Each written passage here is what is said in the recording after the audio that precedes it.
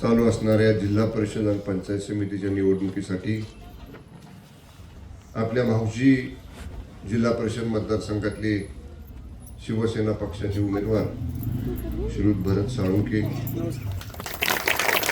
आणि आपल्या चाफळ पंचायत समिती गणाच्या उमेदवार सौभाग्यवती राधिका पाटील या दोन उमेदवारांच्या निवडणूक प्रचार सभेसाठी विभागातून आलेले सर्व माझे सहकारी पदाधिकारी, परिसरातल्या गावातून आलेले सर्व कार्यकर्ते, सर्व शिवसैनिक, सर्व तरुण युवा सहकारी, उपस्थित माझ्या माता भगिनी आणि सन्माननीय मतदार बंधू आणि भगिनींनो,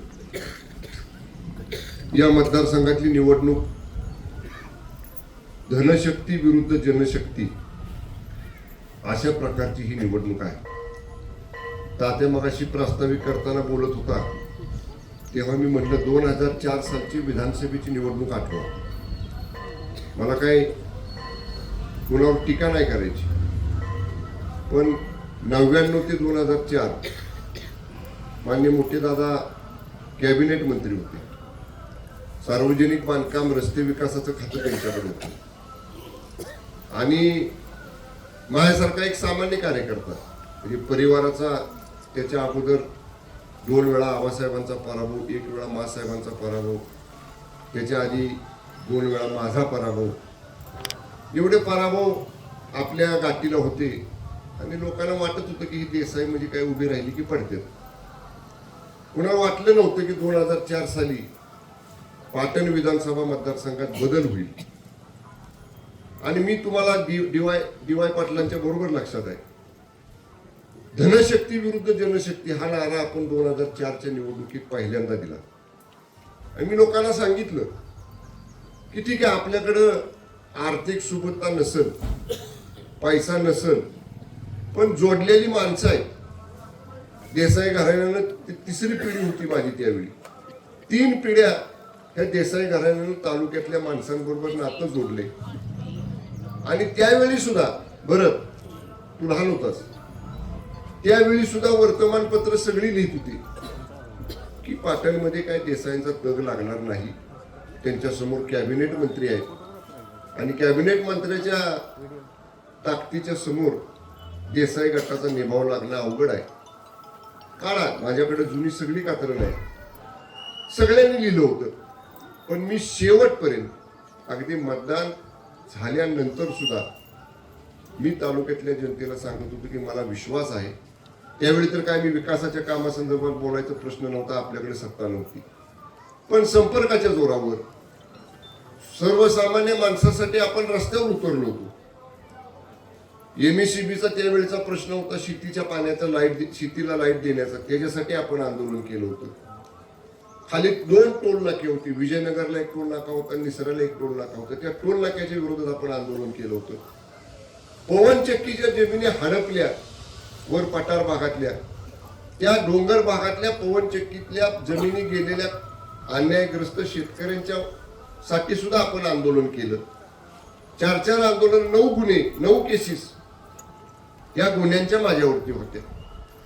मी त्यावेळी सुद्धा सांगितलं, मी लोकांसाठी, गोरगरिबांसाठी, सामान्य जनतेसाठी झटलोय, कष्ट केलेत, लोकांसाठी वेळप्रसंगी गुन्हे अंगावर घेतलेत आणि तालुक्यातली जनता सामान्य माझ्यासारख्या कुटुंबातल्या माणसाच्या मागे उभी राहील, धनशक्तीकडे बघणार नाही, जनशक्तीचा विजय होईल.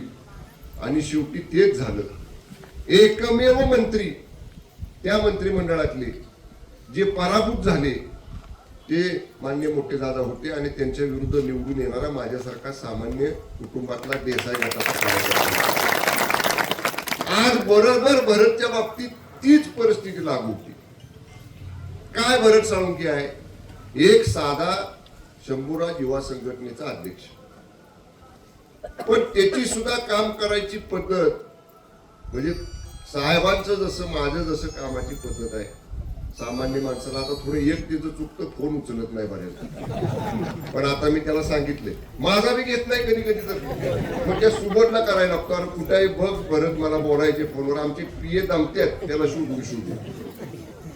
पण आता नाही तसं होणार. आता त्याला मी सांगितले आणि कुठे अडचण येऊ दे गाडी घेऊन चालला.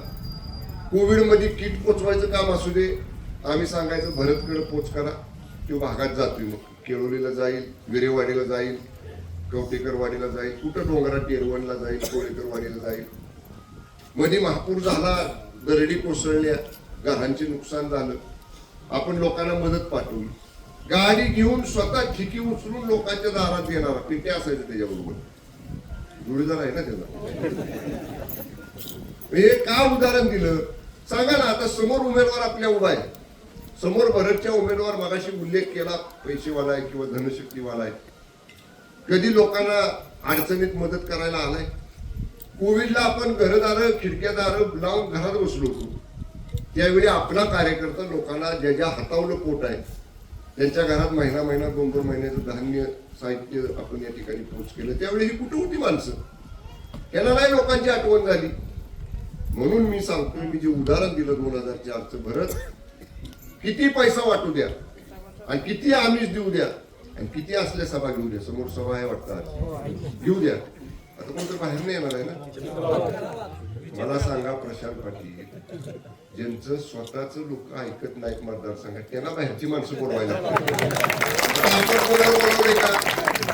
आता माझे 10-20 मंत्री आमच्या आपल्या पक्षाचे आहेत की मित्र, मी म्हणू शकलो असतो रोज एका मंत्र्याला या माझ्या मतदारसंघात, पण मला माझ्या मतदारसंघातल्या जनतेची नाळ माहिती आहे ना.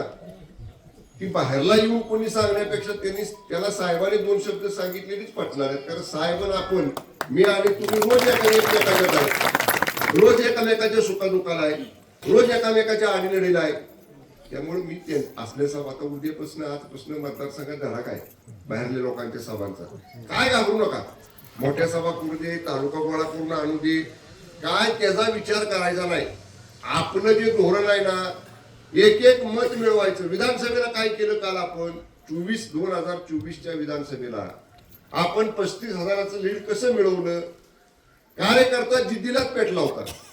मल्हारपेठच्या सभेमध्ये मी सांगितलं की मासाहेबांचा आमच्या पराभव 22,500 मतांनी आपल्या झाला, तो आपल्या सगळ्यांच्या जिव्हारी लागला होता.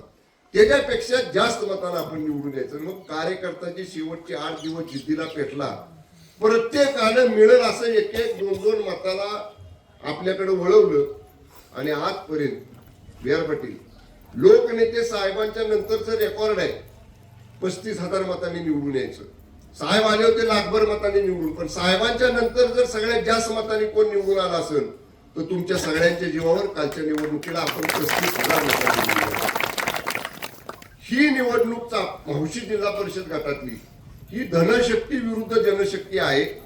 कितीही रास पोत्यानं पैसा समोर ओतू द्या, मला विश्वास आहे मतदारसंघातल्या माझ्या जनतेवर, मतदारसंघातल्या माझ्या स्वाभिमानी देसाई गटाच्या कार्यकर्त्यावर काहीही त्याचा परिणाम होणार नाही. उलट जी काही तिकुडची माणसं आहेत ती त्यातला वाटा उचलतील, पण मत इकडे देतील एवढा मला विश्वास आहे. शेवटी माणूस मतदान करताना विचार करतो पुढे 5 वर्ष आपल्या उपयोगी कोण पडणार आहे. शी बाबा मागल्या वेळी निवडून दिला, ती जी निघून गेला ती 7 वर्षाला आला, आता पुन्हा आणि आता निवडून दिल्यावर पुन्हा पुढल्या 5 वर्षांनी येणार. तवर कुठं 5 वर्ष कुणाकडे जायचं. रेशन कार्ड नाही, लाईटचं कनेक्शन नाही, गावात पाणी नाही, रस्ता नाही, शाळा नाही, हे कोणाला सांगायचं पुढची 5 वर्ष. म्हणून या मतदारसंघामध्ये आपण सगळ्यांनी जसं 2004ला माझ्या विधानसभेला काम केलं, जसं काल 2024ला 35,000चं लीड मिळवताना आपण काम केलं, ती कामाची पद्धत ठेवा. आणि या चापळ पंचायत समिती गणातल्या प्रत्येक कार्यकर्त्यांना मी सांगतो, जेवढं जास्त लीड ह्या मतदारसंघामध्ये पंचायत समितीच्या आपल्याला मिळेल तेवढ्या जास्त मतानं झेडपीची सीट या ठिकाणी आपली निवडून येणार आहे. तुम्ही हौशी पंचायत समिती गणाची काळजी करू नका. मी उतरल्या त्याला काय सांगायचे ते सांगितलं तर गाडीत बसले मी सांगणार आहे. तिकडची जबाबदारी आपल्या सगळ्या कार्यकर्त्यांनी घेतलेली आहे. तिकडे एक राऊंड माझा झालेला आहे. आणि 2 दिवस नंतरचे मी तिकडे जाय, तुम्ही त्याची काळजी करू नका. त्यामुळं तिकडं काय होणार, तिकडं काय होणार, हिथं किती मतं वाढणार, एवढं गणित फक्त लावा. विजय 110% आपला आहे, एवढाच विश्वास या निमित्ताने आपल्याला देतो. दोन्ही उमेदवार यांचं निवडणूक चिन्ह आपलं धनुष्यबाण आहे. याला धनुष्यबाणाच्या चिन्हासमोरचं बटन दाबताना मत जरी भरत साळुंकेला दिलं, मत जरी सारिका पाटील राधिका पाटलाला दिलं, तरी ते मत शंभूराज देसाईला असणार आहे. एवढं फक्त लक्षात ठेवा. आणि धनुष्यबाणाच्या चिन्हासमोरचं बटन दाबून आपल्या दोन्ही उमेदवारांना प्रचंड मताने विजय करा एवढी विनंती करतो आणि थांबतो. धन्यवाद.